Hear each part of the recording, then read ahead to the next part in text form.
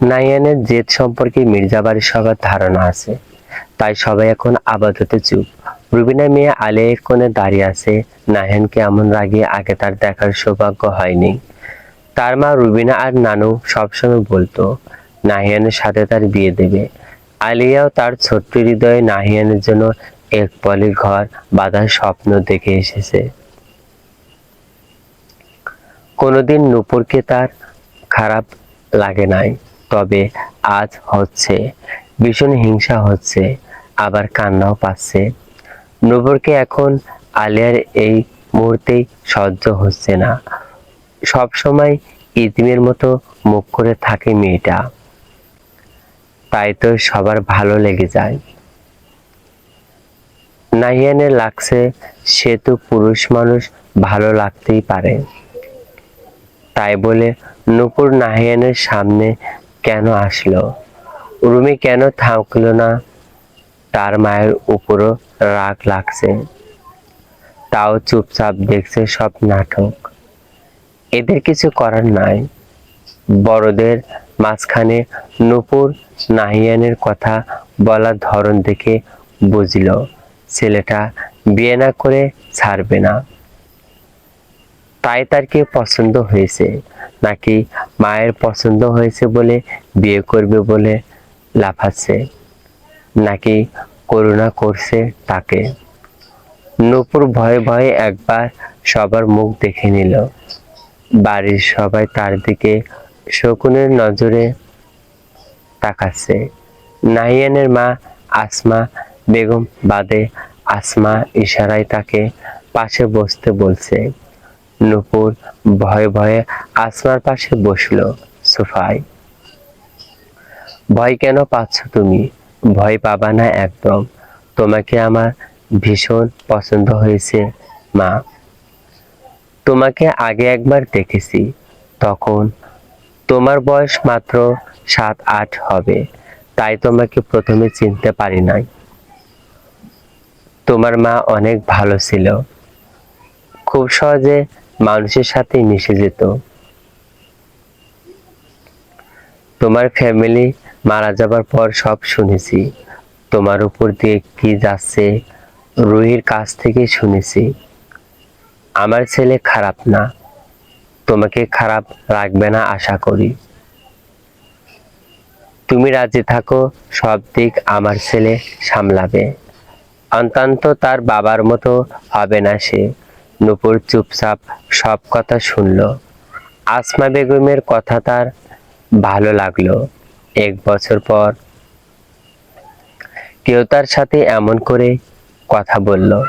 নূপুর অসহায় চোখে আসমা বেগমের দিকে মুখের দিকে তাকিয়ে রইল। আসমা বেগম নূপুরের বোকা বোকা চাহনি দেখে হেসে দিলেন। বোকা মেয়ে, কেমন করে চেয়ে আছে দেখো। তোমার নরম মনই তো তোমাকে কষ্ট দেয়। মন শক্ত করো, নরম মানুষে দুনিয়াতে টিকতে পারে না। তোমাকে একটা কথা বলি শোনো মা, স্বার্থপর এই দুনিয়ায় অর্থহীন মানুষের মূল্য কেউ বোঝে না। নিজেকে যেটা করলে ভালো তুমি সুখী মনে করবে সেটাই করবে। তাতে কে কি মনে করলো তা কানেও নিবে না, বুঝলে? আজ মনে হয় এখানে আমার শেষ দিন। আমার ছেলে তোমাকে বউ করেই ছাড়বে। দেখো তুমি, নূপুরের ভীষণ লজ্জা লাগছে। এভাবে বউ বউ তাকে বউ বলল, সেও কারো বউ হবে।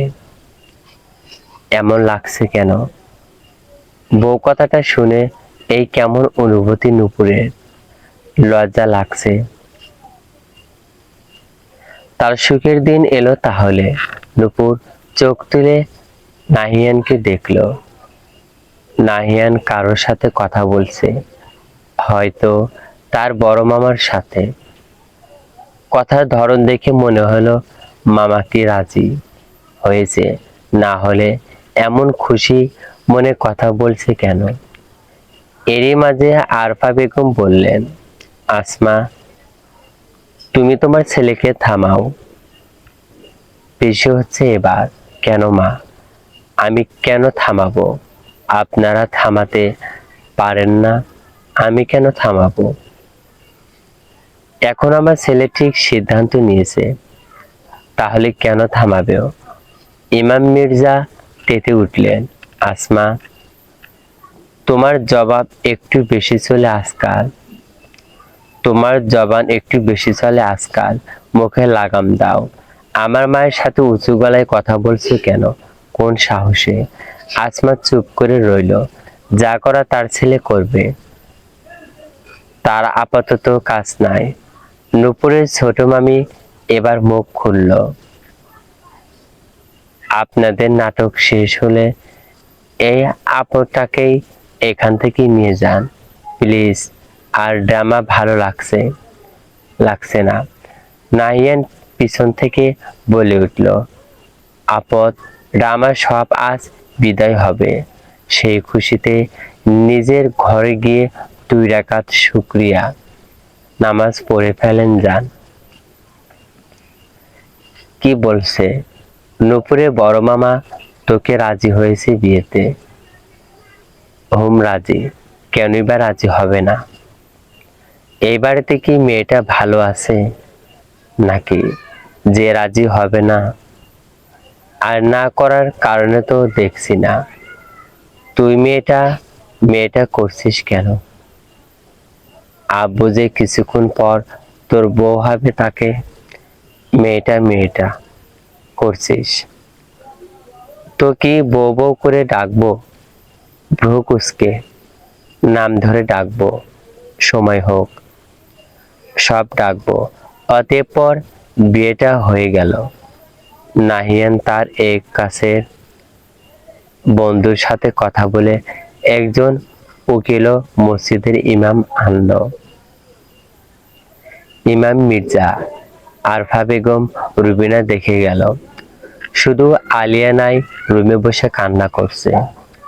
বোধ হয় তার এতদিনের স্বপ্ন আশা সব ভাঙার কান্না। খানবাড়ি থেকে বের হওয়ার সময় কেউ কথা বলল না, সামনেও আসলো না নূপুরের। পারে না নূপুরকে ঘাড় ধাক্কা দিয়ে বের করে দিতে। নূপুরের বড় মামি তো সত্যি আল্লাহর কাছে শুকরিয়া আদায় করবে বলে ওয়াদা করলো মনে মনে। নূপুর এখন নাহিয়ানের রুমে বসে আছে। নাহিয়ান ওয়াশরুমে গোসল করছে, ঝর্ণার পানির শব্দ আসছে। নূপুরের পরনে খানবাড়ির সেই সুতির চুড়িদার। নতুন বউ সাজা হলো না, সে আশাও করে না, কারণ ফ্যামিলি নাই, ইতিম একটা মেয়ে। এত আশা করা ভালো না, সাজেও না। নূপুর তো আশাও করে না। ওয়াশরুমের দরজা খোলার শব্দ। নূপুর খাটের এক জায়গায় জড়সড় হয়ে বসলো।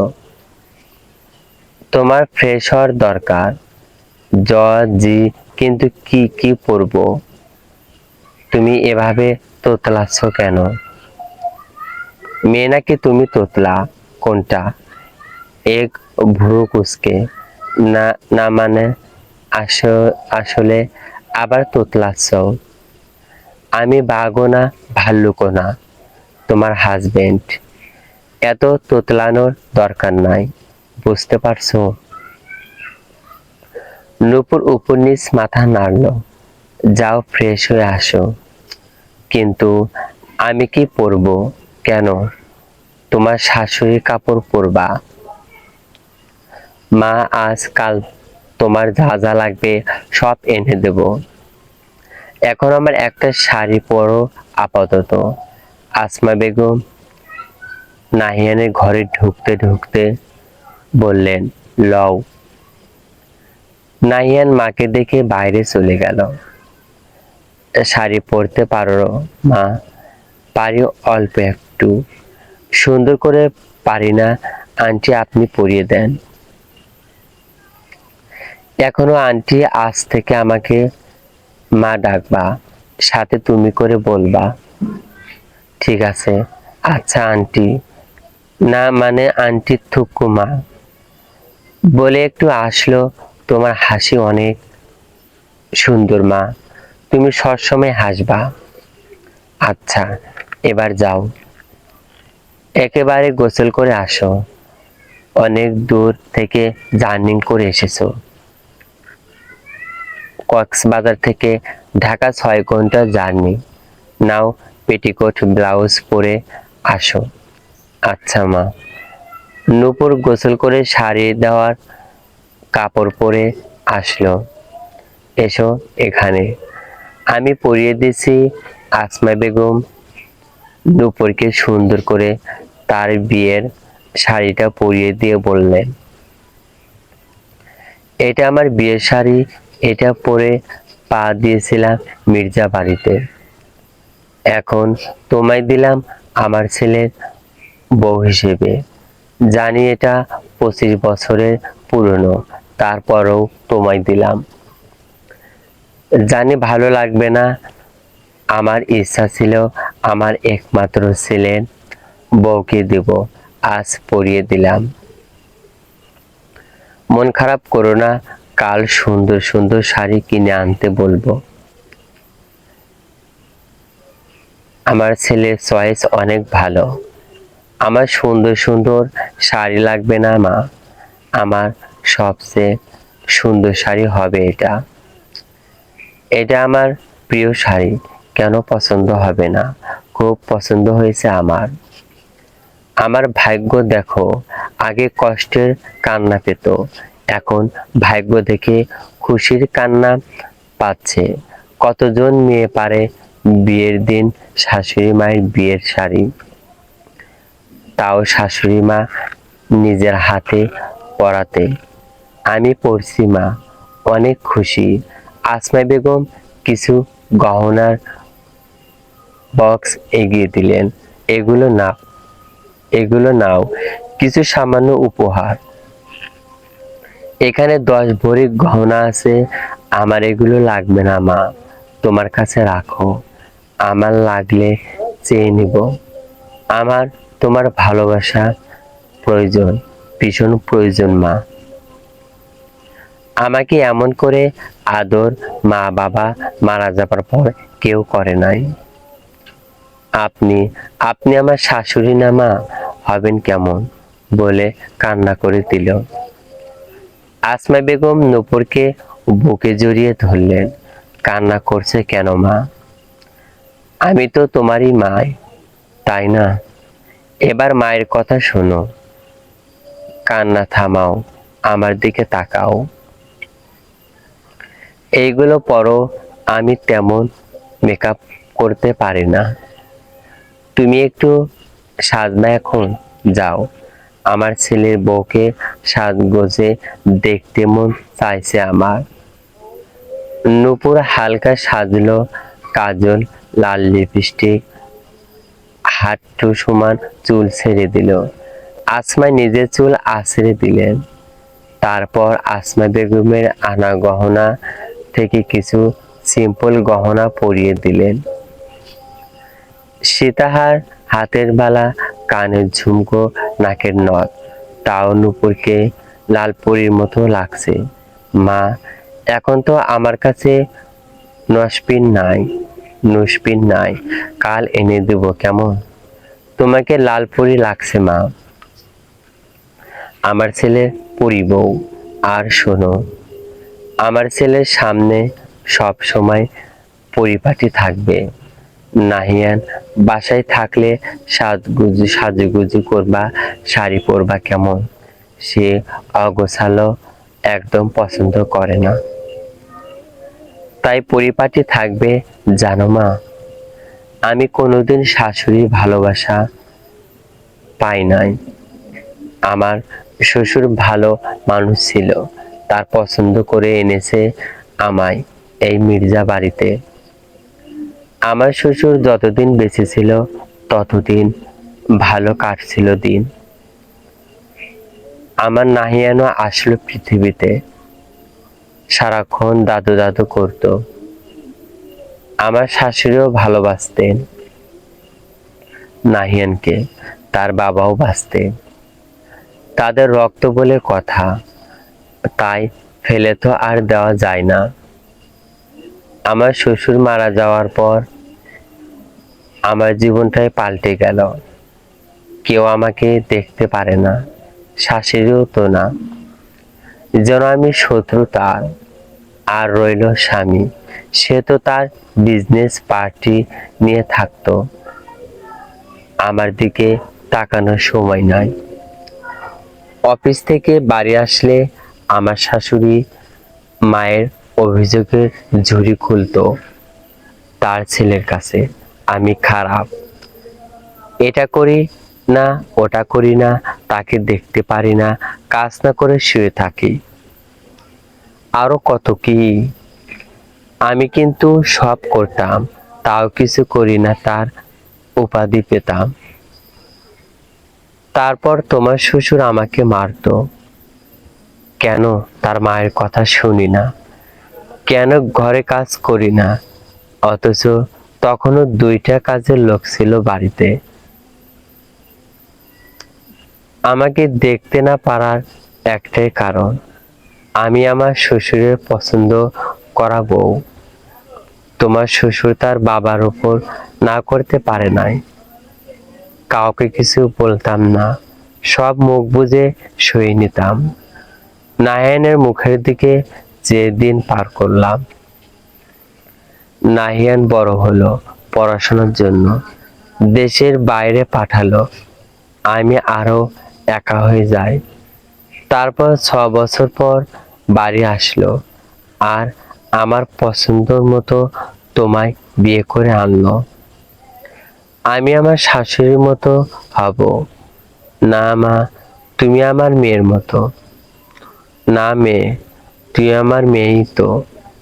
তোমাকেও দেখতে পারবো না। তোমার শ্বশুর আর দাদি শাশুড়ি, তাই একটু কষ্ট করে মানিয়ে নিও।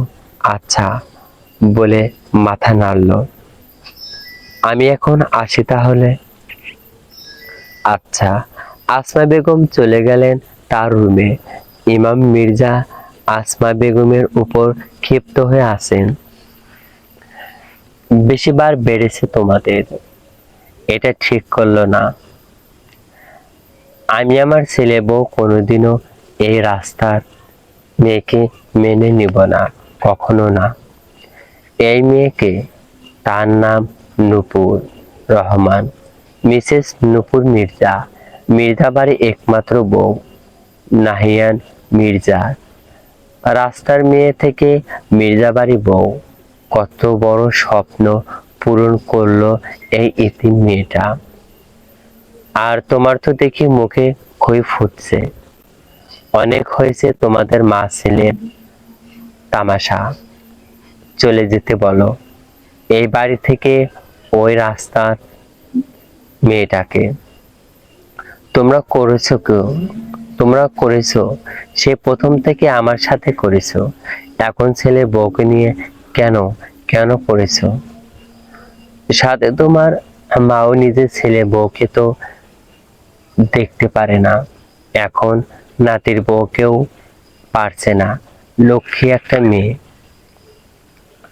ইমাম মির্জা তার মাকে নিয়ে কথা বলছে বলে আসমা বেগমের গায়ে হাত তুললেন, টাস করে চড় দিলেন। আমার মাকে নিয়ে কথা বলার সাহস কে দিয়েছে তোমায়? আমার মা কোনো অন্যায় করে না।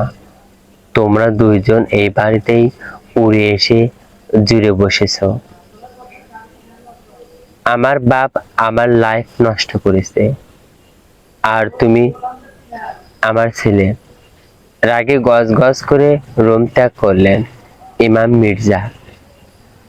আসমা বেগম কাঁদলেন না, নতুন হলো কাঁপতো। নতুন হলে কাঁদতো। এটা তো পুরনো কাজ। কিছু বললে গায়ে হাত তুলে কথা শোনায়। তবে আজ কেন কান্না করতে চাইছে? চোখ দুটো ভিজে যাচ্ছে। আসমা বেগম আয়নার সামনে দাঁড়ালেন, নিজের প্রতিচ্ছবির দিকে তাকালেন। দেখলেন সত্যি চোখে পানি চিকচিক করছে। একটা তাচ্ছিল্যের হাসি হাসলেন। তারপর তারপর নিজ মনে গুনগুন করে উঠলেন, ভালা কইরা ঘর বানাইয়া কয়দিন থাকবো। আর হাইরে কয়দিন থাকবো আর। আয়না দিয়া চায়া দেখি পাকনা চুল আমার। লোকে বলে ও বলে রে ঘর বাড়ি ভালা নাই আমার। কি ঘর বানাইমু আমি, কি ঘর বানাইবো আমি, শূন্যর মাঝার। যদি গল্পটি ভালো লাগে অবশ্যই কমেন্টে জানিয়ে দেবেন। আপনাদের কমেন্ট পেয়ে গেলে পরবর্তী পাঠ দ্রুত আপলোড করার চেষ্টা করব। প্লিজ চ্যানেলটি সাবস্ক্রাইব করবেন, ভিডিওটি শেয়ার করবেন, চলবে।